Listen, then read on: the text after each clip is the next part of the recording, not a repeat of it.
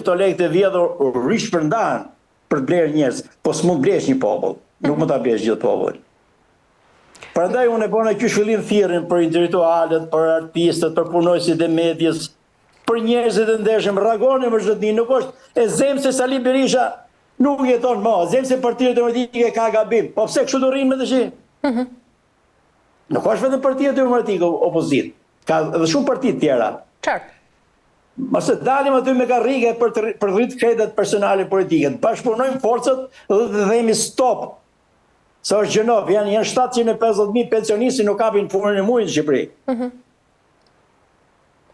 Por nga ana tjetër, zoti Dika, ka edhe një pjesë të qytetarëve të cilët janë shprehur të lodhur nga të gjithë tensionet, por nga të gjithë bumi që po ndodh tashmë në Shqipëri me akuza ndaj qeverisë, me akuza ndaj Partisë Demokratike. Ju sot si pjesë e Partisë Demokratike, pra kur them Partia Demokratike jeni edhe ju sepse jeni aktualisht pjesë e saj, por edhe vetë Partia Demokratike këtu në Shqipëri, çfarë duhet të thonë qytetarëve mbas kësaj proteste që ndodhi ditën e djeshme? Unë mendoj që Partia Demokratike po e bon detyrën e vet me gjithë problemet që ka brenda saj, por duhet të përshkallëzojë radikalizimin e veprimeve të veta.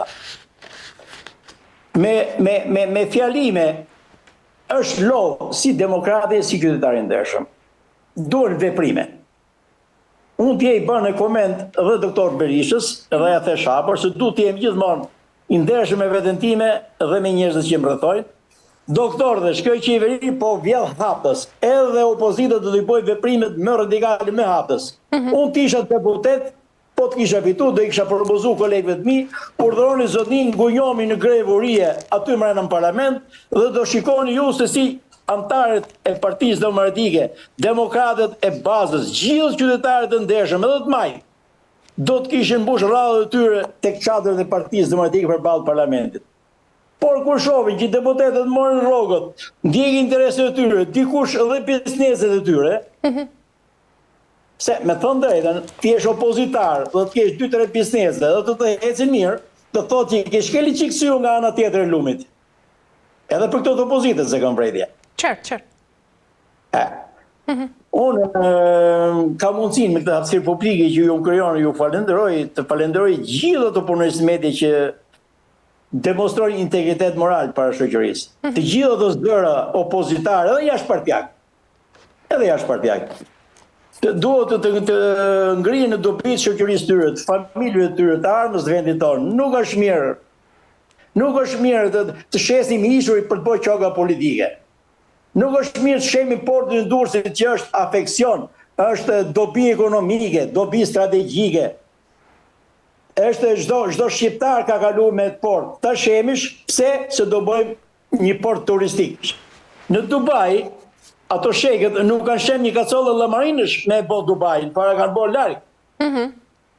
Pse duhet shemim një port në Durrës? Shumë mirë, në një vend tjetër Bregdetën, Porto Romane, ku do të qoftë, e boqëm të portën e jadeve. Por sepse ato oligarkët e Ramës thonë që në qendër të Durrësit ka ma vlerë 1 metër katror ndërtim. Sheme dhe me legët e qytetarëve bëjmë një port tjetër. Kjo është afera më korruptive e shekullit. Dhe unë kritikoj dhe opozitën që ka folur shumë pak për këtë çështje.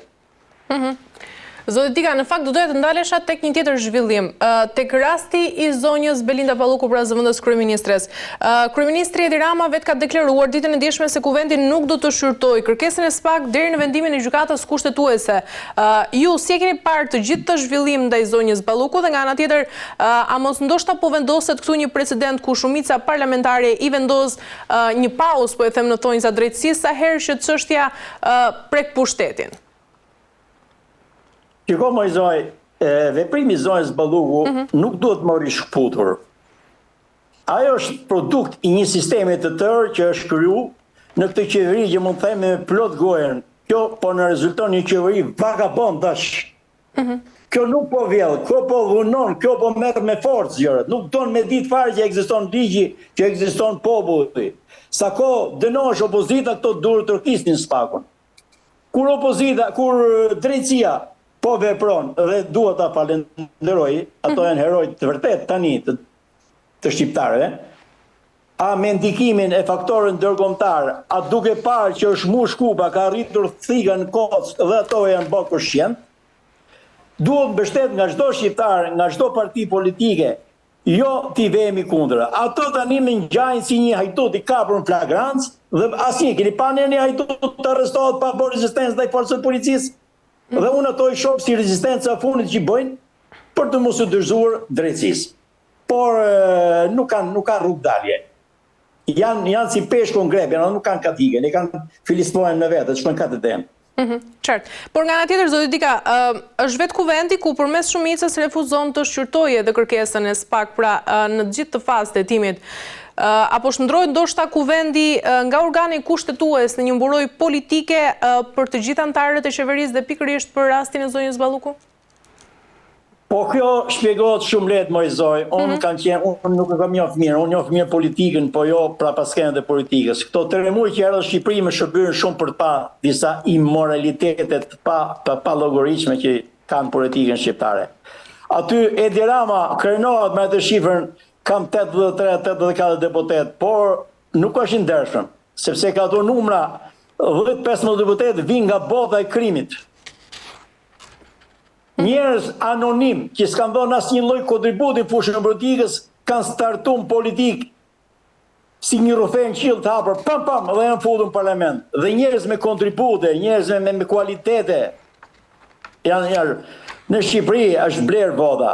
Në Shqipëri janë lëvizur mekanizma shumë të turpshme. Janë shtuar unë për shembull që visha nga Italia, rrisha deri 11 natës, nuk kishim lek me orë bukë, e merrshim një picë ndaj që përgjysmë ato shkret mbështetës i mbështetëshin mua.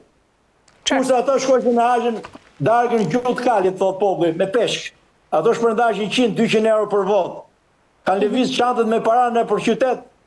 Unë thjesha atë numër në task force në SPAK-ut, nuk hapte telefonin asnjë. Kam dhënë dhe intervistë kësyri atëherë mas zgjedhjeve dhe s'ma mundi veshin asnjëri. E qartë. Ashtu legu më lum. Ato nuk janë deputet që shprehen vullnetin e popullit. Ato janë deputet që shprehen dhe vullnetin e krimit. Rama, do t'i vitë tërë, thot që kam 83 mandat. Të i vitë tërë, nuk janë gjithë mandatet e ti. Janë të badhe dhe krimin në përrethe. Qartë. Zoti Dika, nga ana tjetër, vetë kryeministri shqiptar Edi Rama e shuan të gjithë veprimtarinë e SPAK të nxituar, por nga ana tjetër flet edhe për masa ekstreme, pra sa i përket çështjes së zonjës Balluku që unë përmenda. Dhe pyetja lind se kush e përcakton tashmë se kur drejtësia është nxituar, pra është vetë ligji ai që e përcakton apo në këtë rast është pushteti politik? Unë mendoj që e përcakton sovrani zonjë. E përcakton populli kush ka drejt. Edhe qytetarët duhet bëhen gjallë. Kam 2 rrugë. Edhe Edi Rama nuk duhet bëj akrobaci politike me hutu opinionin publik, me gjithë ato bolino media që ka Shqipëria, që e pan gjithë shqiptarët se si në paratë e vjedhura të përgjimit e Balluku thot aja dhe lekët bolinos. Tash nuk ka ka të qifën, ma kanë dalë hapës çdo gjë tash. Është qytetarët që vendosin. Rama duhet i shpjegoj popullit shqiptar, a je me korrupsionin, a je me drejtësinë. Mos bëj me hyrë në fushën e jurisdiksionit, është kompatibile, a nuk është kompatibile, a lejon kushtetuesja, a nuk e lejon kushtetuesja. Ai në radhë parë është një politik, nuk është jurist. Duhet i thotë qytetarë shqiptarë, si njëri politik, ti zotëri, je me njerëzit e korruptuar, je me vjedhjen apo je me drejtësinë. Këtë nuk po e bën. Këtë do t'i kërkojnë gazetarët e Ramës në studio. Qartë. Mirë, zoti Dika, për ta mbyllur sepse kemi arritur në fund të limitit kohës, pyetja ime fundit është për lëvizjen e zotit Saliani. Si e keni parë lëvizjen e tij që ndodhi para 2 javësh dhe takimet e tij që organizoi, por kur ndërkohë ditën e dieshme ishte i pranishëm në protestë dhe deklaroi se e gjitha e lëvizja ishte për të zgjuar demokratët. Shiko, unë me të gjitha problematikat që ngren Saliani, jam dakord. Saliani ka bërë një gabim. Taktik të vogël. Grekët e lashtë kanë pas një shprehje të bukur. Kur të vjen një lajm këtë herë, thonë, më përpara me sumer me vërtetësinë e lajmit, po